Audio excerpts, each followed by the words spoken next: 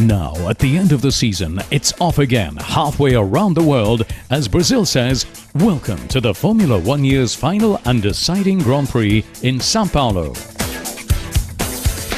On the 4.3-kilometer circuit, the very first corner, the legendary Senna S, plays a big early role in deciding race order, as here, total concentration's needed to hold the other cars at bay.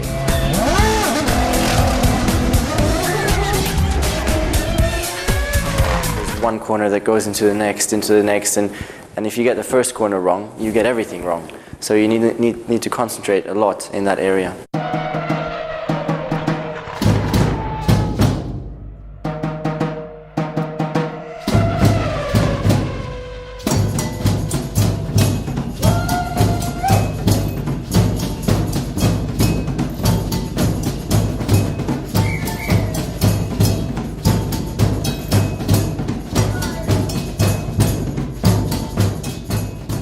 Here, the front left wheel can also be easily locked up, as the change in load on the car is so great. Coming out of the three-turn combination, we need to put our foot down quickly and take good speed forward onto the Reta Oposta straight. Otherwise, going into the corner at the end of it, you become easy pickings for your rival. Despite lots of work having been done on the Autodromo Carlos Pace, it's still a bone-shaking track and has a fair few other perils too.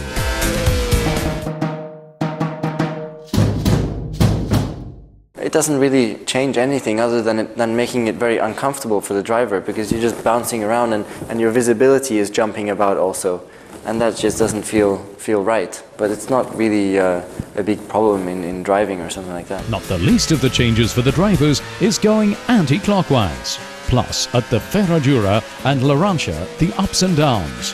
In the infield, the car can all too easily slide offline. Through this section especially, there are again some good chicanes to overtake, while every mistake costs time and often places too. This is where duels rage, as the crowds in the stand cheer on. A special experience, especially for the local heroes.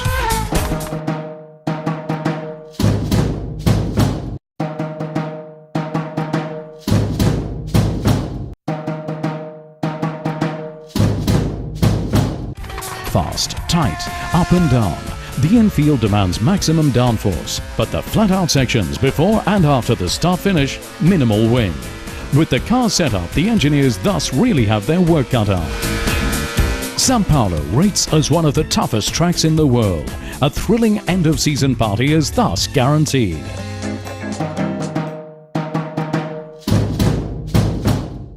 The start of a race is probably the most exciting part, because there's so many cars just compact right together, and everybody wants to make up spaces, so everybody's going in fighting, and really it's all about risk management for every driver, because you want to take as much risk as possible, but then again you really can't afford to take much risk, because the next car is just a few centimeters from you away, so the smallest mistake you're gonna crash and you're gonna be out of the race.